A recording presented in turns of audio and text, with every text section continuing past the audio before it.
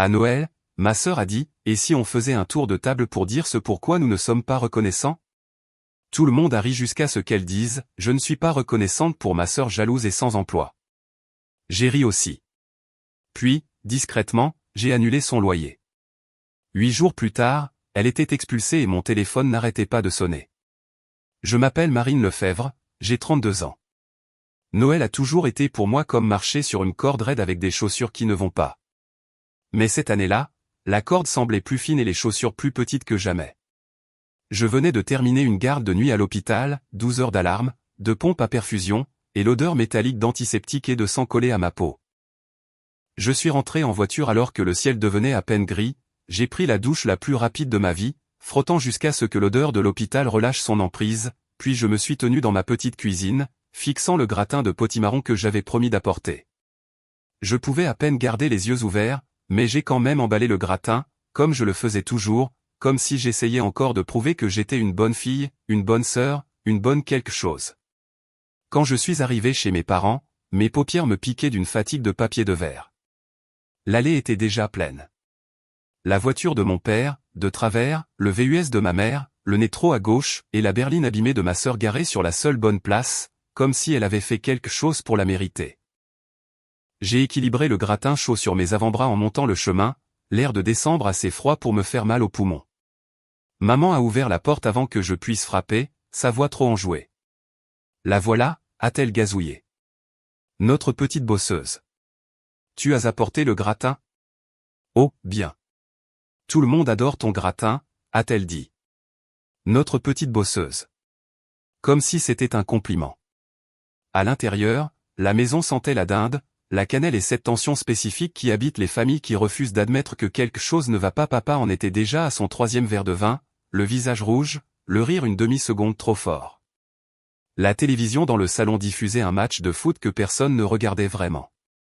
Ma mère voletait dans la cuisine, me parlant d'une femme de son cours de pilates qui avait été mannequin pour des publicités de dentifrice dans les années 90. Et puis il y avait Chloé, 28 ans, en beige de la tête aux pieds dans un ensemble de détente assorti qu'elle ne pouvait certainement pas se permettre, affalée à table, faisant défiler son téléphone. Sa vie, pour autant qu'Instagram en témoignait, était un montage des meilleurs moments de brunch, de retraite de yoga et de longues diatribes sur à quel point elle était incomprise. La réalité, c'est qu'elle n'avait pas eu d'emploi à temps plein depuis près de 3 ans. Elle avait essayé une fois, une entreprise de bougies. Elle a dilapidé 2800 € de l'argent de nos parents en pots, étiquettes et séances photos de marque, puis m'a reproché l'échec. J'étais, selon elle, une « énergie négative ». Apparemment, la négativité est devenue un substitut pratique à la responsabilité. Pendant ce temps, je travaillais à 2 emplois, infirmière diplômée à l'hôpital de jour ou de nuit, techniquement, et à temps partiel dans une clinique une fin de semaine sur 2, juste pour me maintenir à flot. Et discrètement, sans le dire à personne, je payais le loyer de Chloé depuis près de 2 ans. Elle n'en avait aucune idée. Je l'avais mise en place anonymement par l'intermédiaire de l'agence immobilière quand nos parents avaient laissé entendre qu'ils ne pouvaient plus l'aider. À l'époque, j'avais pitié d'elle. C'était la famille. Elle était encore en train de se chercher, comme aimait à le dire maman, comme si c'était un cheminement de carrière respectable. Je me disais que je pouvais supporter la charge supplémentaire, que c'était temporaire, que je faisais ce qu'il fallait. Debout dans la cuisine de mes parents, les épaules endolories d'avoir soulevé des patients toute la nuit, j'ai réalisé que je finançais la survie de la personne qui me détestait le plus au monde. « Marine, peux-tu mettre la table ?» a demandé maman, se détournant déjà avant que je ne réponde. « Bien sûr », ai-je dit, parce que c'est ce que je disais toujours. Je suis passé devant Chloé, qui n'a pas levé les yeux de son téléphone. J'ai entrevu son écran, le drame de quelqu'un d'autre sur TikTok. Elle réagissait en direct, de petits émojis rieurs et pleureurs volaient sur l'écran. « Salut », ai-je dit doucement. Elle a levé les yeux, m'a évalué comme si j'étais une inconnue dans la file d'attente chez Starbucks, puis a souri sans chaleur. « Tu as l'air fatigué ?» a-t-elle dit. « Oui », ai-je répondu. « Le travail fait ça. » Elle a eu un sourire narquois. « Tu devrais essayer de manifester quelque chose de plus doux. Tu es toujours en mode travail acharné. Pas étonnant que tu sois si amère. » J'ai ravalé la réplique que j'avais sur le bout de la langue et je suis retourné empiler les assiettes. Le dîner a commencé comme toujours, cliquetis de couverts, conversation banale, et mes parents agissant comme si les dernières années n'avaient pas été maintenues ensemble par ma carte de crédit et mon système nerveux. Maman s'est vantée d'avoir rencontré son ancienne amie de Pilates. Papa a fait un vague commentaire sur l'économie et sur le fait que personne ne veut plus travailler. L'ironie de cela a failli m'étouffer. Chloé a fait ce que Chloé faisait toujours, elle a occupé de l'espace sans rien apporter. Elle a publié sur Instagram une photo de la dinde en publication éphémère avec une légende comme « Moment en famille », comme si elle n'était pas à quelques secondes de faire exploser la paix. Puis, quelque part entre la dinde et la bûche, elle s'est redressée. « D'accord », a-t-elle dit, posant son téléphone face contre table comme si elle s'apprêtait à donner une conférence. J'ai une idée. Mon estomac s'est noué. Oh, non, ai-je pensé. Ça y est. Et si on faisait un tour de table, a-t-elle dit, les yeux brillants, pour dire ce pourquoi nous ne sommes pas reconnaissants cette année. Papa a gloussé, incertain. Maman a eu ce petit rire pincé qu'elle utilisait quand elle voulait que quelque chose paraisse anodin. J'ai forcé un petit sourire, attendant que la blague fasse son effet et passe. Allez, a insisté Chloé. Ce sera amusant. Je commence. Elle m'a regardé droit dans les yeux. Je ne suis pas reconnaissante, a-t-elle dit clairement, lentement, pour ma sœur jalouse et sans emploi. Les mots sont restés en suspens, plus lourds que tout ce que j'avais soulevé pendant ma garde. Sans emploi. Il y a eu une pause étrange, comme si tout le monde à table attendait la chute qui n'est jamais venue. Ma fourchette s'est arrêtée à mi-chemin de ma bouche. J'ai regardé mes parents. Maman a cligné des yeux, puis s'est raclé la gorge et a recommencé à couper sa dinde, comme si en continuant à mâcher, tout allait disparaître. Papa a pris une longue gorgée de vin et a fixé son assiette. Personne n'a ri cette fois. Personne n'a dit, ce n'est pas juste. Personne n'a dit, ta sœur t'empêche littéralement d'être à la rue. Chloé s'est adossée à sa chaise, les lèvres retroussées de satisfaction comme si elle venait de révéler une vérité profonde. L'ironie était suffocante. Jalouse de quoi? De ses cartes de crédit impayées. De ses dettes de bar? Du fait que son loyer avait été payé mois après mois par mois, la même sœur, sans emploi, qu'elle venait d'humilier à table?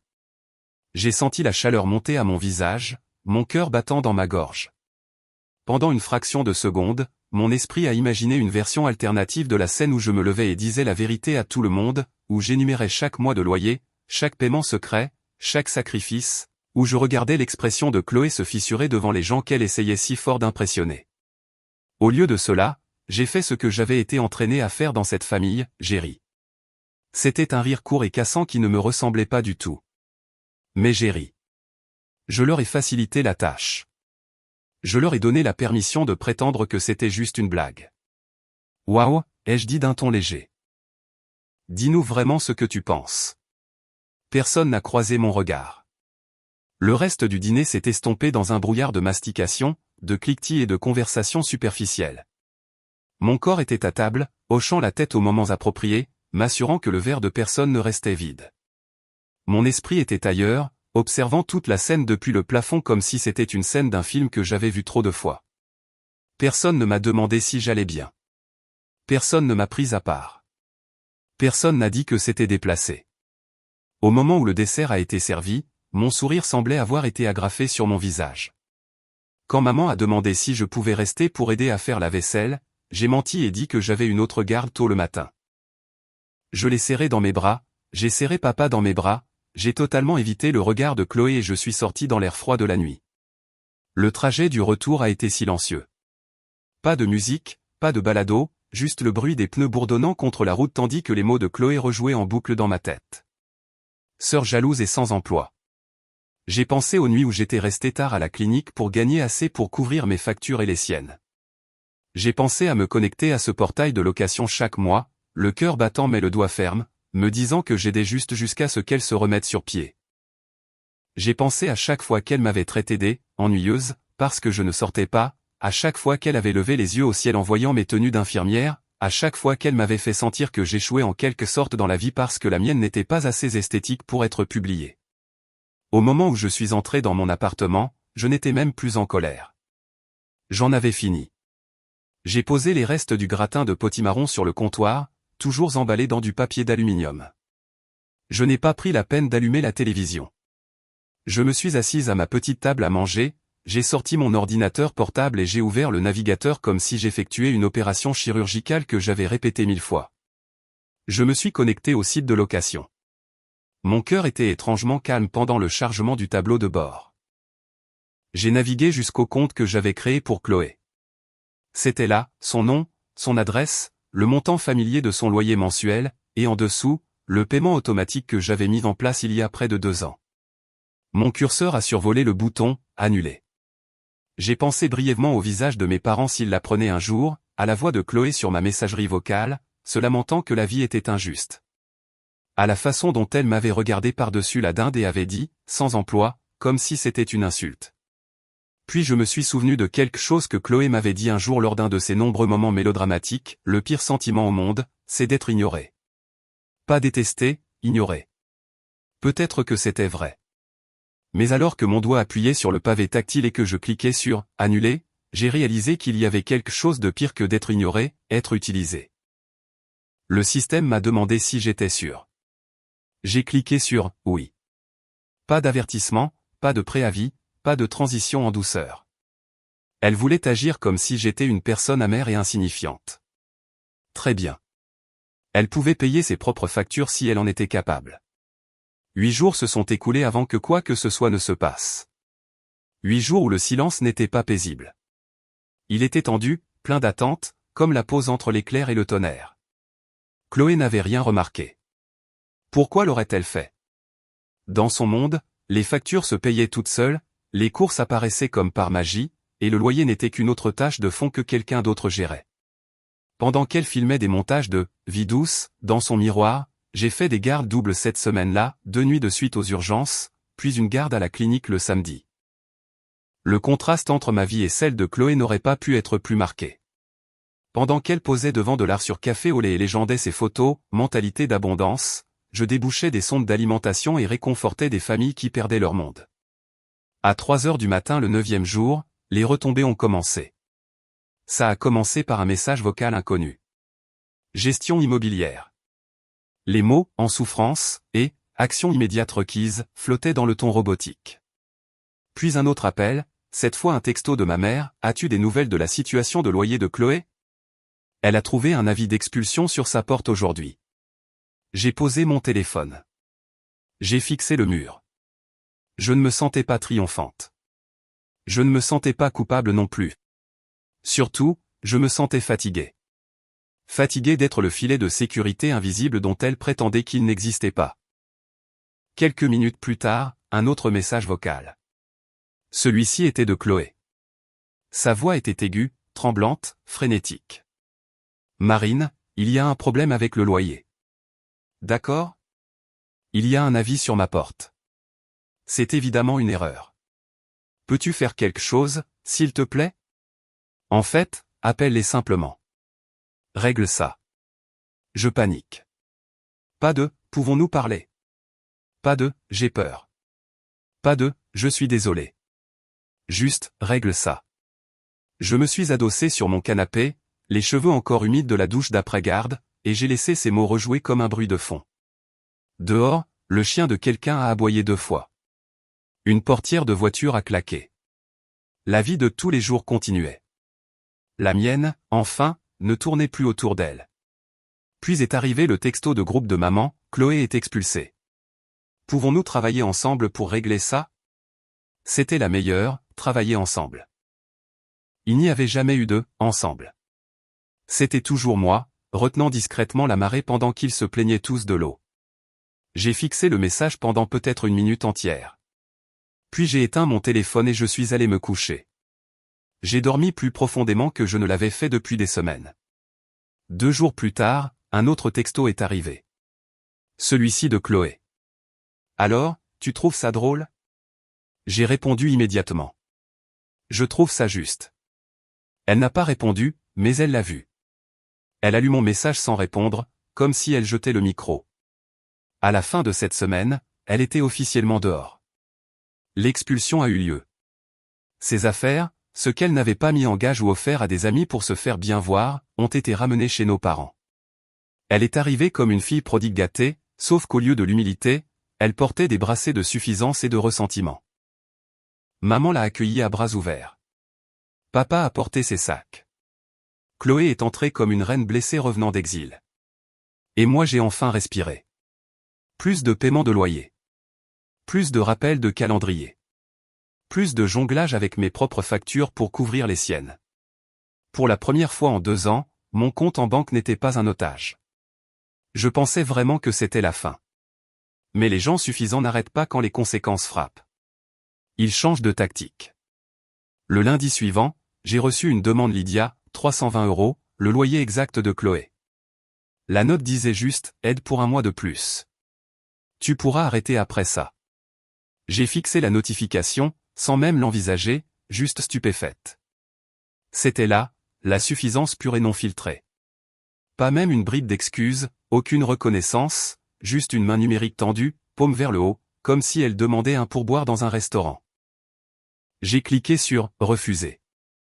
Ce soir-là, maman a appelé. Je n'ai pas répondu. Elle a laissé un message vocal, le ton blessé, comme si j'avais jeté une chaise par sa fenêtre. Marine, je ne sais pas ce qui se passe entre toi et ta sœur, mais elle traverse une période difficile. Si tu pouvais juste l'aider cette dernière fois, nous pourrons tous passer à autre chose. Nous sommes une famille. Je l'ai rappelé. Si tu es si inquiète, aide-la toi-même, ai-je dit. Puis j'ai raccroché. 1 heure plus tard, papa a appelé. Je l'ai ignoré. Puis sont venus les textos, des citations de l'écriture sainte, des insinuations passives-agressives. La phrase préférée de maman, Chloé n'est pas parfaite, mais c'est ta seule sœur. Pas un mot sur Noël. Pas une seule mention de ce que Chloé avait dit, pas une seule excuse. Les gens aiment passer directement à la réconciliation quand ce ne sont pas eux qui ont été blessés. Mais je n'avais pas oublié, et je n'en avais pas fini. 2 jours plus tard, Chloé a publié une publication éphémère sur Instagram, un égo-portrait en pied dans un manteau que je reconnaissais celui que je lui avais acheté à Noël dernier après qu'elle ait pleuré de ne pas avoir de vrais vêtements d'hiver. Légende, imperturbable. Protégé. Mais le vent plus haut pendant que les jaloux regardent. Je n'ai pas réagi. Je n'ai pas fait de capture d'écran. Je n'ai pas nourri le monstre. Mais ce qui a suivi n'était pas mesquin. C'était dangereux. J'ai été convoqué aux ressources humaines. La femme en face de moi avait l'expression douce et neutre de quelqu'un payé pour ne pas montrer de jugement. Une plainte anonyme a été soumise, a-t-elle dit, faisant glisser un dossier sur le bureau. Elle allègue que vous avez menacé verbalement un patient et créé un environnement hostile. Les mots m'ont frappé la poitrine comme de l'eau glacée. J'ai ouvert le dossier. Les dates ne correspondaient pas à mes gardes. L'heure de l'incident présumé était pendant une opération à laquelle j'assistais, confirmée par les caméras, les dossiers et les infirmières. Des balivernes. De la pure fiction. Et je savais exactement qui l'avait déposé. La représentante des RH a dit que la plainte ne tiendrait pas, mais que l'examen devait être consigné, documenté dans mon dossier. Quelque chose en moi a changé. Un endroit profond et froid s'est ouvert comme une porte dont j'ignorais l'existence. Quand je suis sorti de cette réunion, je n'ai pas envoyé de texto à Chloé. Je ne l'ai pas confrontée. Je n'ai pas pleuré.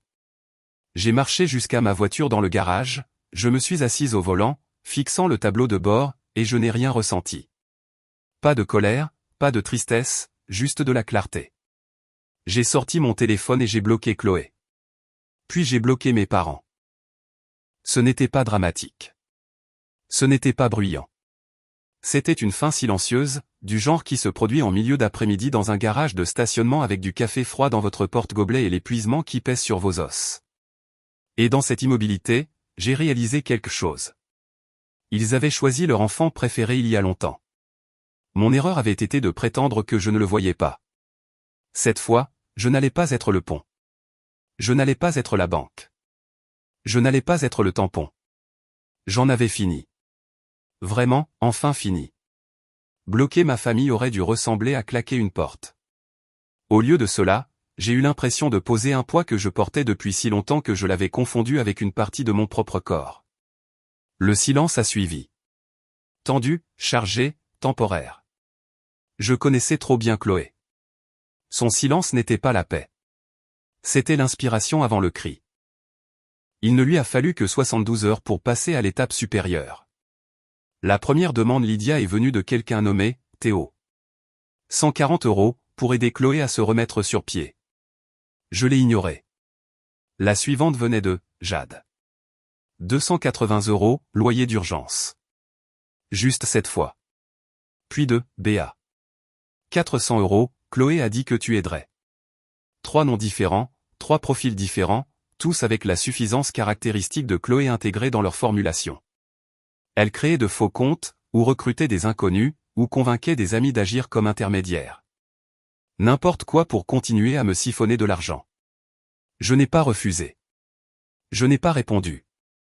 Je les ai simplement laissés en attente des demandes fantômes flottant dans le vide. Le silence a dû la rendre folle car la prochaine escalade n'a pas été financière. Elle a été personnelle. Un soir, après une longue garde à la clinique, je marchais vers ma voiture quand mon téléphone a vibré avec un nouveau message d'un numéro inconnu. Juste une photo. Ma voiture, garée derrière la clinique. Photo prise de nuit, les phares d'une voiture inconnue se reflétant sur le pare-choc. Puis est venu le message suivant, bel endroit. Dommage si quelque chose lui arrivait. Pendant 10 bonnes secondes, j'ai juste fixé l'écran. Pas de montée de panique, pas de pic d'adrénaline, juste une vague froide et constante de réalisation. Chloé n'essayait plus d'obtenir de l'argent. Elle essayait d'obtenir le contrôle. Je n'ai pas répondu. Je n'ai même pas regardé autour de moi. J'ai simplement déverrouillé ma voiture, je me suis assise à l'intérieur et j'ai discrètement déposé une plainte pour harcèlement au commissariat. Je n'ai pas nommé Chloé. Je n'en avais pas besoin. Mais j'ai envoyé le rapport au commissariat couvrant le quartier de mes parents. Petite ville, petit ragot. Une voiture de police passant devant leur allée à 9 h du matin enverrait le message mieux que n'importe quelle confrontation ne l'aurait jamais fait. Le lendemain matin, je me suis garé au coin de la rue et j'ai regardé depuis mon rétroviseur une voiture de patrouille passer slowly devant la maison de mes parents. Pas de sirène, pas de coup à la porte, juste un passage lent, assez pour instiller la peur dans les bons esprits. Chloé voulait le chaos. Très bien. Je n'allais pas répondre au feu par le feu. J'allais tirer sur chaque fil auquel elle s'accrochait jusqu'à ce que tout son filet de sécurité se défasse. Le premier fil, son historique de location. Techniquement, Chloé était toujours sur son bail d'appartement quand elle a été expulsée. Et grâce à une diatribe d'ivrogne il y a des mois, je n'ai jamais oublié, elle avait laissé un gars de Bumble rester avec elle sans payer de loyer, pour l'ambiance, ce qui comptait comme une sous-location illégale. J'ai appelé l'agence immobilière et je l'ai mentionné nonchalamment. Ils ont ouvert une enquête. En une semaine, Chloé a été frappée d'une amende de 180 € pour violation de bail et a été mise sur liste noire de toutes les propriétés que cette société de gestion possédait. Premier fil, coupé net.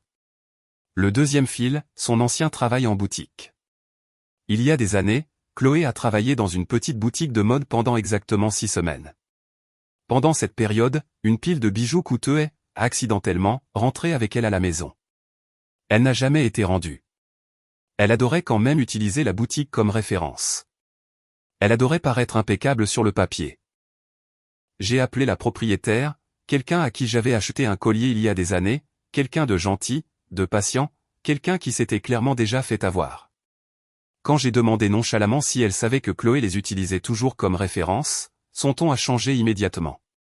Oh, vraiment? Je pensais que nous avions été très clairs après l'incident. Non, je n'étais pas au courant. Deuxième fil, cassé. Chloé a dû sentir les murs se refermer sur elle car ses réseaux sociaux sont devenus maniaques. Publication éphémère après publication éphémère. Manifestez la paix quand les gens prospèrent dans le chaos. Protégez votre énergie. Pourquoi les pires personnes ont-elles le plus de pouvoir? Elle ne m'a pas identifié. Elle n'en avait pas besoin. Ses abonnés n'étaient pas aussi nombreux qu'elle aimait le croire. Son cercle se rétrécissait. Les gens commençaient à rassembler les pièces du puzzle. J'ai commencé à recevoir des messages privés de connaissances. Et, je ne savais pas ce que tu traversais. Ta sœur demande de l'argent à tout le monde. Ça ne me semblait pas normal. Nous sommes désolés. Ce n'était pas une justification. Ce n'était pas une victoire. C'était de la clarté. Chloé avait construit son identité sur l'hypothèse que quelqu'un moi la rattraperait toujours. Quelqu'un moi serait toujours le filet de sécurité. Quelqu'un moi la laisserait toujours traverser la corde pieds nus pendant que je saignais pour elle. Mais ce filet avait disparu, et la chute commençait. 2 semaines entières se sont écoulées sans un mot de Chloé, de mes parents, ou de quiconque leur étant lié. J'ai eu l'impression que c'était la plus longue expiration de ma vie. Puis, juste au moment où je pensais que le calme pourrait durer, mon téléphone a sonné avec un numéro que je ne reconnaissais pas. Je l'ai laissé aller à la messagerie vocale. Plus tard, pendant ma pause déjeuner, je l'ai écouté. Ce n'était pas Chloé ou mes parents. C'était une travailleuse sociale. Bonjour, Marine. Je vous appelle concernant une admission à notre foyer pour femmes. Votre sœur, Chloé, vous a identifié comme une source d'abus émotionnel et de contrôle financier. J'ai mis le message en pause si vite que j'ai failli laisser tomber mon téléphone. Chloé était allée dans un foyer, leur avait dit que je la maltraitais, que j'étais responsable de son expulsion, et s'était positionnée comme une victime de ma cruauté. C'était si scandaleux que ça semblait presque surréaliste. Mais les foyers fonctionnent sur la base de la croyance et de la sécurité d'abord. Ils devaient prendre ces allégations au sérieux. Ils devaient faire un suivi. J'y suis allé en voiture le lendemain matin. La directrice m'a reçu dans un petit bureau avec un éclairage doux et un purificateur d'air qui bourdonnait dans un coin. Je suis venu avec des relevés bancaires, des quittances de loyer, des captures d'écran, la plainte pour harcèlement, la preuve de sa sous-location, et la preuve du mensonge au RH. La directrice a écouté, vraiment écouté. À la fin, son expression était passée d'un professionnalisme réservé à une compréhension lasse. Elle est partie hier matin, a dit la directrice, a emballé une valise donnée et est sortie sans dire un mot. C'était bien Chloé. Elle brûlait les ponts et reprochait ensuite aux cendres d'être si inflammables. Mais le rebondissement suivant est survenu quelques jours plus tard. Sylvie a appelé. Sylvie, la meilleure amie de ma mère. Celle qui sentait toujours le chewing-gum à la menthe et qui ne s'impliquait jamais. Sa voix était basse, tremblante. Marine, je ne devrais probablement pas te dire ça, mais ta sœur a falsifié ta signature. J'ai senti la pièce tanguer, non pas par choc, mais par l'inévitabilité de la chose. Sylvie a continué. Elle a essayé de demander un prêt auto en utilisant ton nom. Elle a dit qu'elle t'aidait.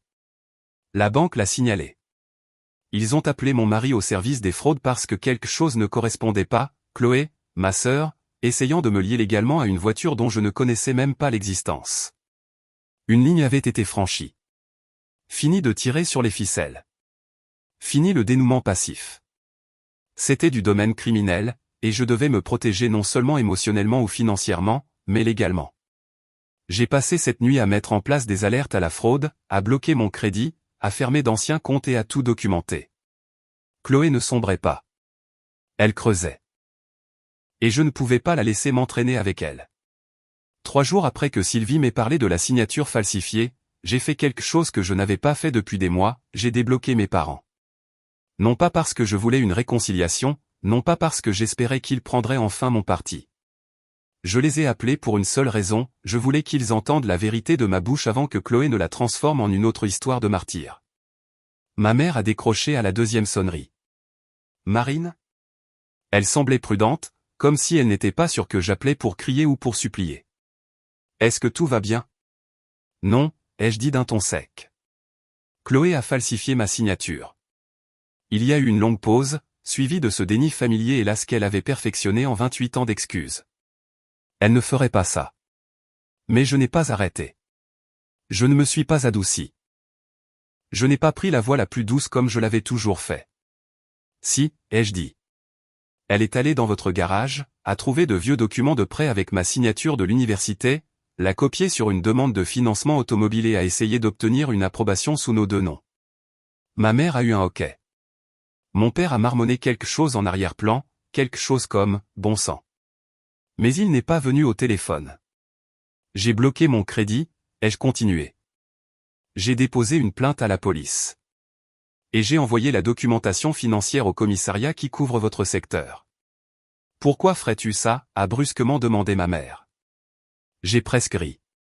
Parce qu'elle a commis un crime. La voix de maman s'est élevée, désespérée, tremblante. Marine, s'il te plaît. Elle traverse une période difficile. Tu sais à quel point elle est émotive. Elle a essayé de commettre une usurpation d'identité. Émotive ou non, ce n'est pas une période difficile. C'est un crime grave. Ne dis pas ça. C'est ta sœur. C'est une adulte, ai-je répondu. Et les adultes font face aux conséquences. Silence à nouveau. Un vrai silence honnête. Le genre de silence qui n'arrive que lorsque le déni se fissure enfin. Nous lui parlerons, a finalement dit mon père, la voix basse. Vous devez faire plus que parler. J'ai raccroché avant qu'il ne puisse répondre. Cette nuit-là, j'ai tout verrouillé, compte de crédit, mot de passe, sauvegarde de téléphone. J'ai imprimé des copies de chaque rapport de police, de chaque capture d'écran de harcèlement, de chaque demande Lydia de faux comptes, de chaque avis d'expulsion, de chaque photo qu'elle avait utilisée pour manipuler les foyers et les amis. J'ai tout organisé dans un classeur. Un classeur qui disait « Je ne suis plus celle que tu peux réécrire ». Je pensais que ce serait la fin du chaos.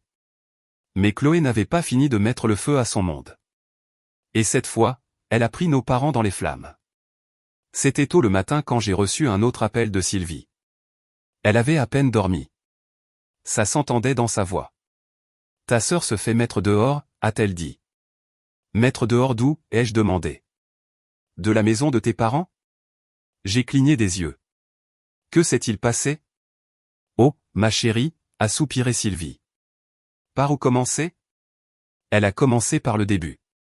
Chloé avait transformé la maison de nos parents en chaos.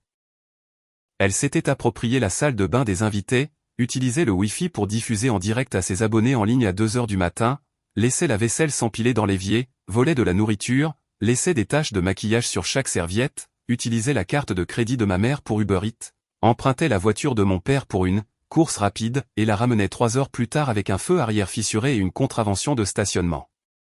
Quand ils l'ont confrontée, elle a dit qu'il contrôlait sa guérison. Mais le point de rupture est arrivé au dîner. Chloé a de nouveau parlé de moi. Comment j'avais saboté sa vie. Comment j'avais ruiné sa réputation. Comment j'avais utilisé l'argent comme une arme. Comment je l'avais manipulé jusqu'au traumatisme. Elle a traité mon père de lâche pour ne pas m'avoir confronté. C'en était trop. Il a claqué sa fourchette, s'est levé et a dit les mots coquins de nous ne pensions jamais entendre de sa bouche, dehors. Elle ne l'a pas cru au début, mais pour une fois, il n'a pas reculé. Ils n'ont pas crié. Ils ne se sont pas disputés.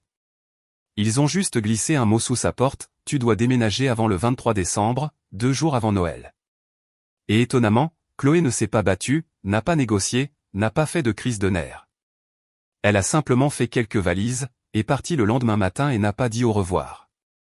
L'image était si surréaliste que j'ai dû m'asseoir. Chloé subissant les conséquences de leur part, pas de la mienne. Pour la première fois dans l'histoire de notre famille, son statut d'enfant prodige s'est fissuré, et elle est passée au travers. Mais elle ne se dirigeait pas vers le fond du gouffre. Pas encore. Avant de partir, elle a laissé autre chose derrière elle. Un désordre qui n'était pas physique. Un désordre que je n'avais pas vu venir. 2 jours après que Chloé ait quitté la maison de mes parents, j'ai reçu un message sur LinkedIn de Mélissa, une femme qui suivait autrefois Chloé sur Instagram et que nous avions brièvement rencontrée à un barbecue il y a des années. Et, c'est un peu bizarre, mais ta sœur envoie des messages privés à des gens en disant que tu l'as abusé financièrement, que tu as ruiné ses perspectives d'emploi, et que ton lieu de travail enquête sur toi. Je voulais juste te dire que je ne l'ai pas cru, mais elle a été bruyante. Bruyante. Bien sûr qu'elle l'était. Chloé ne savait pas toucher le fond discrètement. Elle devait entraîner tout le monde dans le cratère avec elle. Mais cette fois, elle criait dans une pièce vide. Je n'allais pas la laisser réécrire l'histoire en boucle. Plus maintenant. Alors, j'ai appelé quelqu'un d'autre. Une femme avec qui Chloé avait fait un stage dans une start-up de mode. Quelqu'un qui avait un jour dit que Chloé avait du potentiel, avant que Chloé n'abandonne ses gardes et ne parte avec des échantillons gratuits. Il s'est avéré que cette femme travaillait maintenant dans une agence de recrutement. Je n'ai pas dénigré Chloé. Je n'ai pas fulminé. J'ai simplement dit, elle a falsifié ma signature sur un prêt auto. J'ai déposé plainte. Il y a eu une longue pause. Merci de me l'avoir dit, a dit la femme. Nous nous assurons que l'information circule. Petit monde. Moins de chance pour Chloé. À la fin de la semaine, Chloé a publié 2 publications éphémères sur Instagram. La première, le sang ne signifie pas la loyauté. La famille, ce sont ceux qui sont là quand personne d'autre ne l'est. La seconde, un égo-portrait dans ce qui ressemblait au sous-sol de quelqu'un. Un matelas nu sur le sol. Des guirlandes lumineuses fixées au plafond avec du ruban adhésif. Légende, parfois, il faut reconstruire seul depuis le fond du gouffre. Pour une fois, pas de filtre, pas de maquillage, pas de drame orchestré, juste Chloé dans un espace emprunté qu'elle prétendait être une renaissance. J'ai regardé pendant 3 secondes, puis j'ai continué à faire défiler. Je n'ai pas ressenti de soulagement.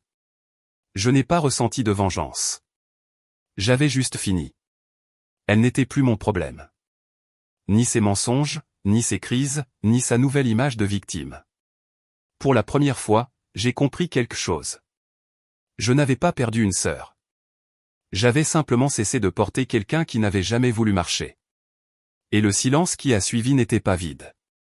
C'était la liberté. Noël était autrefois une performance dans notre famille, une production théâtrale annuelle où chacun se présentait avec ses rôles assignés. Maman cuisinait trop. Papa versait trop. Chloé arrivait avec 1 heure de retard, trop habillée, pleine d'opinions qu'elle ne soutenait jamais par des actes. J'étais toujours le ciment, l'aide silencieuse, celle qui comblait les lacunes émotionnelles et financières pour que personne d'autre n'ait à le faire.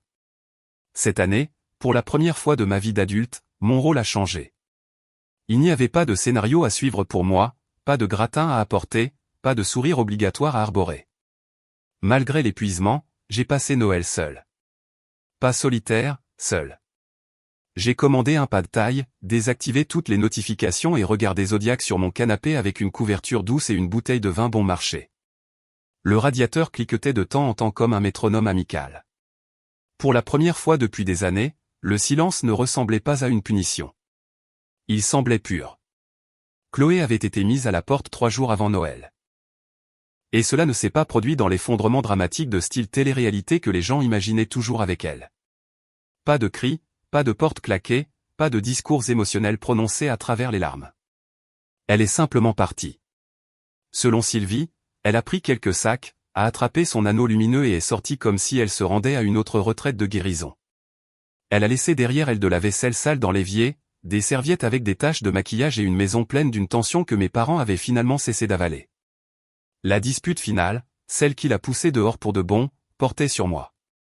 Au dîner, Chloé a affirmé que j'avais ruiné toute sa vie, saboté sa carrière, l'avait mise sur liste noire des appartements et avait utilisé l'argent comme une arme pour la contrôler.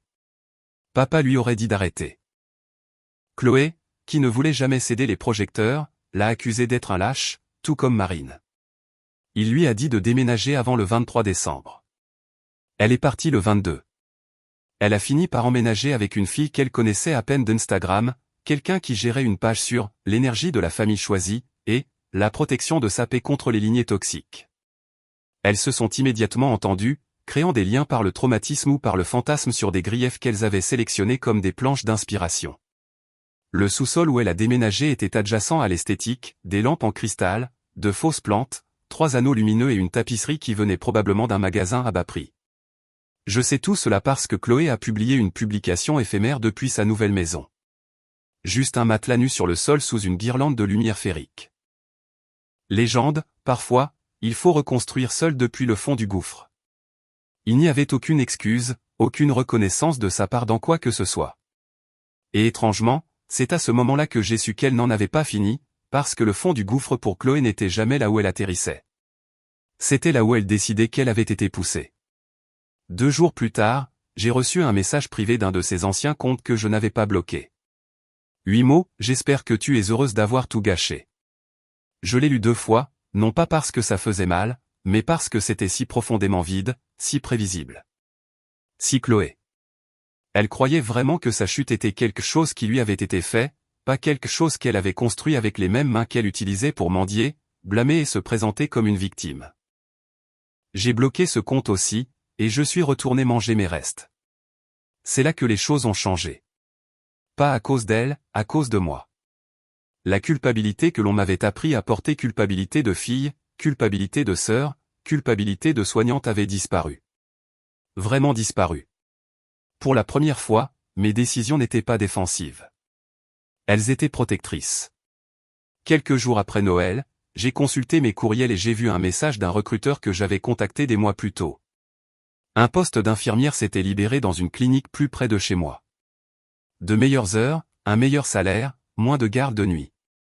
Il voulait programmer un entretien. Cela semblait symbolique, comme si la vie m'offrait enfin quelque chose qui n'était pas un fardeau. Je l'ai pris comme un signe, une promesse silencieuse que ma vie pouvait recommencer à m'appartenir. J'ai accepté l'entretien immédiatement. Une semaine s'est écoulée sans un autre mot de Chloé ou de mes parents. Puis Sylvie a de nouveau appelé. Sa voix portait quelque chose de lourd. De la pitié peut-être, ou de la résignation. Ta sœur continue de parler, a-t-elle dit doucement. Elle dit aux gens sur les réseaux sociaux que tu l'as abandonnée, que tu es instable, que tu fais l'objet d'une enquête au travail. J'ai fermé les yeux. Bien sûr. Chloé ne pouvait pas supporter que le récit lui échappe. Et s'il y a une chose qu'elle aime plus que l'attention, c'est un méchant à blâmer. Elle dit aussi que tu l'as abusée émotionnellement, a continué Sylvie, essayant d'obtenir de la sympathie. Tu sais comment elle est. Je le savais, mieux que quiconque. Mais rien de ce que Sylvie a dit ne m'a dérangé parce que ces mots confirmaient quelque chose que je ressentais depuis des semaines. Elle n'était plus ma responsabilité. Sa crise n'était pas ma crise. Ses mensonges n'étaient pas ma vérité. J'étais enfin sorti du rôle dans lequel elle m'avait enfermé, soignante, sauveuse, bouc émissaire. Elle se produisait pour un public qui diminuait de jour en jour pendant que je construisais une vie sans elle. Mon entretien s'est bien passé. Ils m'ont offert le poste. Un meilleur horaire, de meilleurs avantages, un nouveau départ. Quand j'ai signé les papiers, quelque chose dans ma poitrine s'est détendu. J'ai déménagé dans un nouvel appartement de l'autre côté de la ville. Petit mais ensoleillé, calme, avec un balcon qui donnait sur les lampadaires plutôt que sur les ombres sous lesquelles j'avais vécu. Je n'ai envoyé l'adresse à personne, pas même à mes parents, pas même à l'ex-petite amie de Chloé, qui s'était présentée des semaines plus tôt avec une boîte de photos d'enfance et des excuses énigmatiques. Je l'ai gardée pour moi. Mes parents n'ont jamais appelé. Peut-être qu'ils étaient gênés. Peut-être épuisés. Peut-être soulagés de ne plus avoir à prétendre que le chaos de leur fille était gérable. Quelle que soit la raison, le silence ne faisait pas mal. Il ressemblait à une guérison. Lors de mon premier matin dans le nouvel appartement, je suis sorti sur mon petit balcon avec une tasse de café. L'air était assez froid pour me piquer les joues, mais c'était agréable. Vivifiant, honnête, un rappel que les nouveaux départs ne sont pas toujours chaleureux au début. Mon téléphone a vibré une fois, une notification de calendrier, pas un message de quelqu'un de ma famille, juste un rappel pour confirmer mes documents d'intégration. J'ai souri. Chloé m'a dit un jour que le pire sentiment au monde était d'être ignoré. Pas détesté, pas grondé, ignoré. Je m'en souviens maintenant parce qu'elle a finalement eu ce qu'elle craignait le plus. Et j'ai finalement eu ce que je n'aurais jamais cru avoir. Pas la vengeance, pas la justice, pas la justification. La paix. Gagnée, silencieuse, la mienne. Et je n'allais y renoncer pour personne.